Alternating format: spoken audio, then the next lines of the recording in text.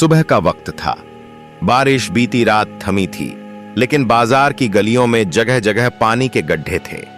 पुराने शहर का मछली बाजार, चारों तरफ से गलियों से लोग आते जाते, सबकी अपनी आवाज, अपनी पुकार। ताजा मछली नदी से सीधी, सस्ती ले लो बहन। बाजार के कोने पर लकड़ी के पुराने ठेले पर बैठी थी शांति। 40-45 की उम्र, चेहरे पर झुर्रियां, माथे पर पसीना, लेकिन आंखों में अजीब सा तेज। साड़ी आधी भीगी हुई थी, बाल पीछे बांध रखे थे और सामने एक बड़ी बांस की टोकरी में ताजा मछलियां चमक रही थीं।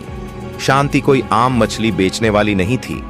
वो पिछले 15 साल से इस बाजार में बैठती थी। पति की मौत के बाद उसने अपने 2 छोटे बच्चों को अकेले पाला था। बेटा स्कूल जाता था, बेटी कॉलेज में थी। उसकी मेहनत का हर पैसा घर, पढ़ाई और अपने बूढ़े माँ बाप के इलाज में जाता था। उस दिन भी वह सुबह सुबह नदी किनारे से मछलियां लेकर आई थी। कीचड़ में खड़ी होकर नीलामी में बोली लगाकर मछली खरीदी थी, क्योंकि आज शनिवार था और शनिवार को बाजार में भीड़ सबसे ज्यादा होती थी। इंस्पेक्टर का आगमन बाजार के बीच से अचानक पुलिस जीप का सायरन बजा। लोग जल्दी जल्दी अपने ठेले किनारे करने लगे।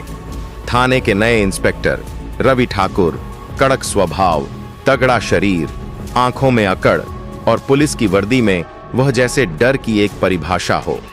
रवि के बारे में लोगों में 2 बातें मशहूर थीं। 1, वह कानून के नाम पर किसी को नहीं छोड़ता। 2, लेकिन उसका गुस्सा अक्सर गरीबों पर निकलता।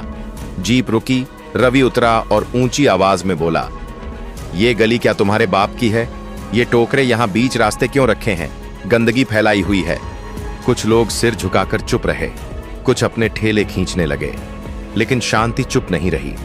उसने अपनी आंखों में आंख डालकर कहा, साहब, ये हमारा बाजार है, यहां से हमारी रोजी चलती है। सफाई वाले महीने में एक बार भी नहीं आते। गंदगी हमारी वजह से नहीं, उनकी लापरवाही से है। भीड़ खामोश हो गई। ये औरत सीधे सीधे इंस्पेक्टर से उलझ रही थी। रवि का चेहरा लाल हो गया। ज्यादा जुबान मत चलाओ, तुम्हारी वजह से रास्ता बंद है। शांति ने धीमे लेकिन ठोस लहजे में कहा, साहब, रास्ता हमने नहीं बंद किया, भूख ने हमें यहां बैठने को मजबूर किया है। टकराव इंस्पेक्टर को यह सुनकर गुस्सा आ गया। वह शांति के पास गया और बिना कुछ सोचे उसकी मछलियों की टोकरी को लात मार दी। मछलियां कीचड़ और गंदे पानी में गिर गईं। शांति घुटनों के बल बैठकर मछलियां समेटने लगीं। तभी रवि ने उसकी कलाई पकड़कर झटका दिया। चल हट जा यहां से, वरना अभी थाने में डाल दूंगा। शांति ने कलाई छुड़ाते हुए कहा, छोड़िए मेरा हाथ, मैं कोई चोर नहीं हूं।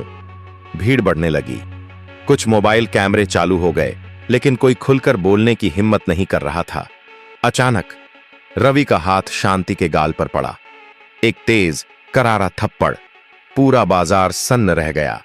शांति ने अपना गाल सहलाया। आंखों में पानी था, लेकिन उसमें डर नहीं, बस एक खामोश आग थी। उसने कुछ नहीं कहा। मछलियां समेटी, ठेला खींचा और बाजार से निकल गई। पर उसके मन में कसम उठ चुकी थी, अब जो होगा वो पूरे शहर को पता चलेगा। मछली वाली का जवाब शांति घर पहुंची। बच्चों ने देखा कि मां का चेहरा सूजा हुआ है। बेटी ने पूछा, मां, ये किसने किया?